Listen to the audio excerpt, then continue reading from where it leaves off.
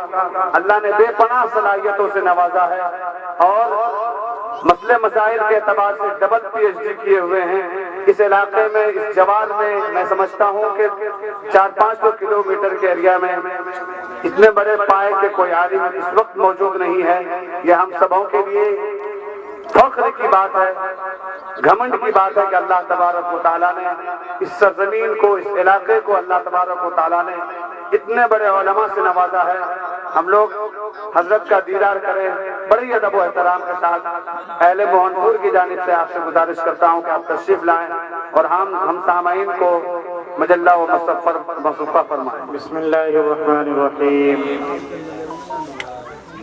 الحمد للہ رب العالمین والعاقبۃ للمتقین والصلاة والسلام علی سید الانبیاء والمرسلین وعلى آلہ واصحابہ اجمعین، اما بعد فأعوذ باللہ من الشیطان الرجیم، بسم اللہ الرحمن الرحیم۔ قل إن كنتم تحبون الله فاتبعوني يحببكم الله، وقال تعالى في موضع آخر: لقد كان لكم في رسول الله أسوة حسنة، وقال النبي صلى الله عليه وسلم: من سن سنة حسنة فله أجرها وأجر من عمل بها، أو كما قال عليه الصلاة والسلام۔ معزز علماء کرام، شورائے عظام،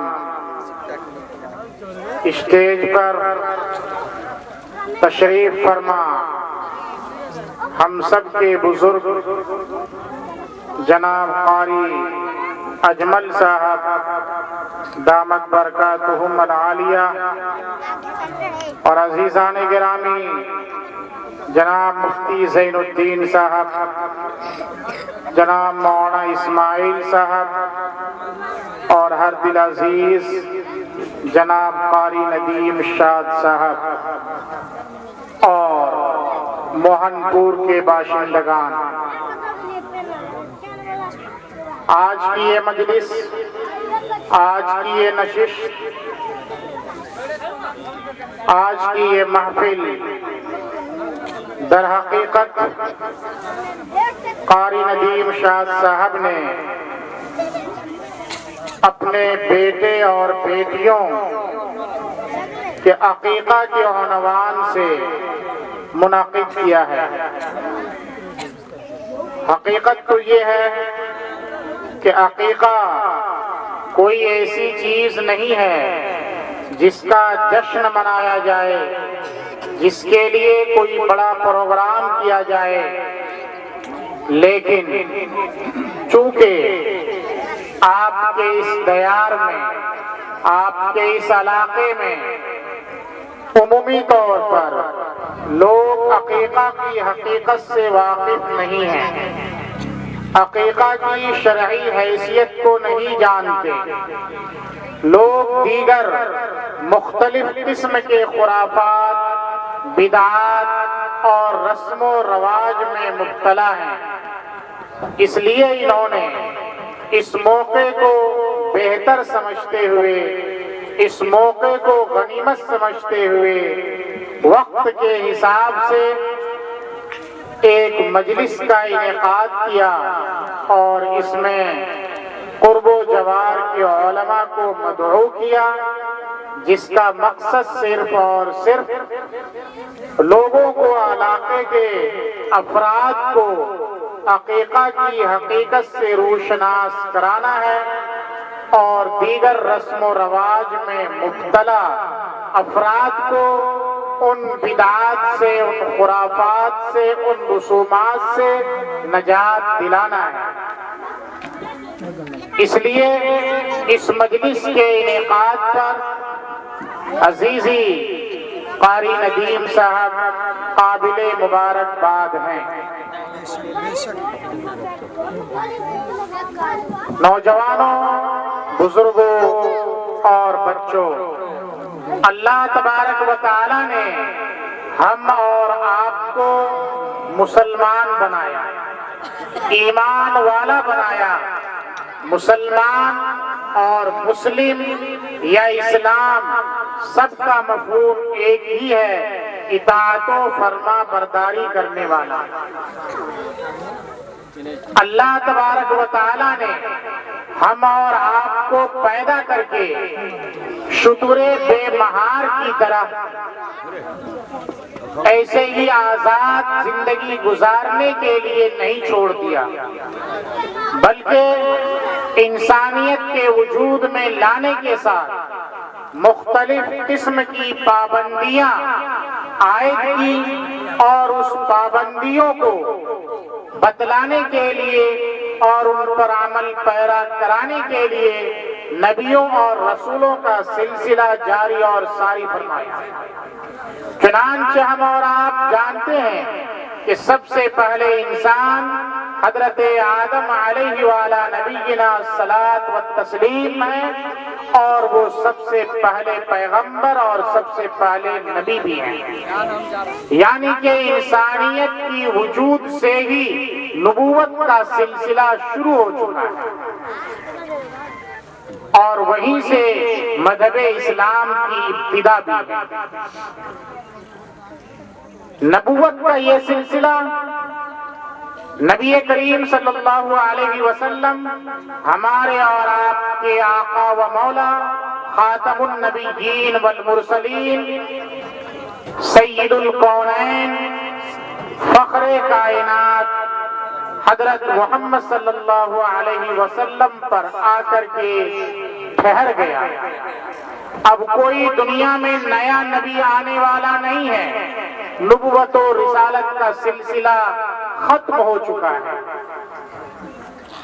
تو ہمیں یہ پیغام دیا گیا، ہمارے نبی نے ہمیں یہ بتایا کہ تم اگر اللہ کی رضا چاہتے ہو، اللہ کی محبت چاہتے ہو، اللہ کی جانب سے انعامات اور احسانات کی بارش چاہتے ہو، اپنے ہر کام کو منوانا چاہتے ہو، فاتبعونی۔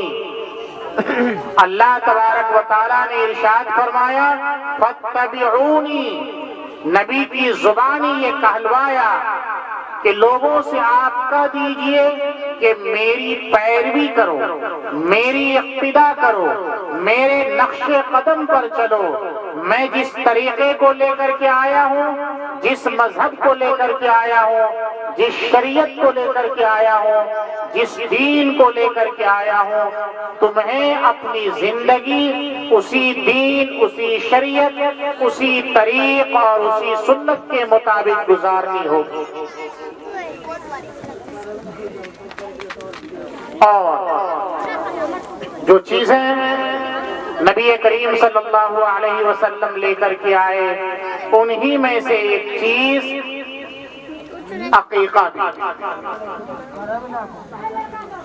نبی کریم صلی اللہ علیہ وسلم کے تعلق سے حدیث میں ہے کہ عق الحسن والحسین رضی اللہ تعالی عنہما، کہ نبی کریم صلی اللہ علیہ وسلم نے اپنے دونوں نواسے حضرات حسنین، حضرت حسن اور حضرت حسین رضی اللہ تعالی عنہما کا عقیقہ کیا۔ عقیقہ کس چیز کا نام ہے؟ عقیقے میں دو کام صرف کیے جاتے ہیں۔ نمبر ایک، جب بچہ 7 دن کا ہو جائے، 7ویں دن بہتر یہ ہے کہ 7 دن میں ہی اس کے بال اتروا دیے جائیں۔ وہ بال جو مادر رحم سے وہ ساتھ لے کر کے آیا ہے، اس کے بال کو اس طرح سے صاف کر دیا جائے۔ اور دوسرا یہ کہ اگر وہ لڑکا ہے تو اس کی طرف سے اگر آپ چھوٹا جانور خصی اور بکری قربان کر رہے ہیں تو لڑکے کی طرف سے 2 اور لڑکی کی طرف سے 1 کو ذبح کر دیجئے اس کے نام سے۔ اور اگر بڑے جانور میں عقیقہ کر رہے ہیں تو لڑکا کی طرف سے 2 حصے اور لڑکی کی طرف سے 1 حصے کو قربان کر دیا جائے. بس اتنی سی چیز ہے. پھر آپ اس عقیقہ کے گوشت کو چاہے خود کھائیں، اپنے رشتہ داروں کو کھلائیں، کچا کھلائیں، کچا تقسیم کر دیں، یا پکا کر کے آپ کھلائیں. بہر صورت جس طریقے کو آپ اختیار کرنا چاہیں اختیار کر سکتے ہیں. باقی اس کام کے لیے کوئی جلسے جلوس کرنے کی ضرورت نہیں ہے، کسی پروگرام کے انعقاد کرنے کی ضرورت نہیں ہے. یہ میں اس لیے بتا رہا ہوں کہ کہیں ایسا نہ ہو کہ آپ حضرات جب بھی عقیقہ کرنا چاہیں تو ایسے ہی ایک مجلس منعقد کریں اور ایک بینر بنائیں جشن عقیقہ. اس کی قطعاً کوئی ضرورت نہیں ہے. اسی اسٹیج سے اس کی تردید بھی ضروری ہے.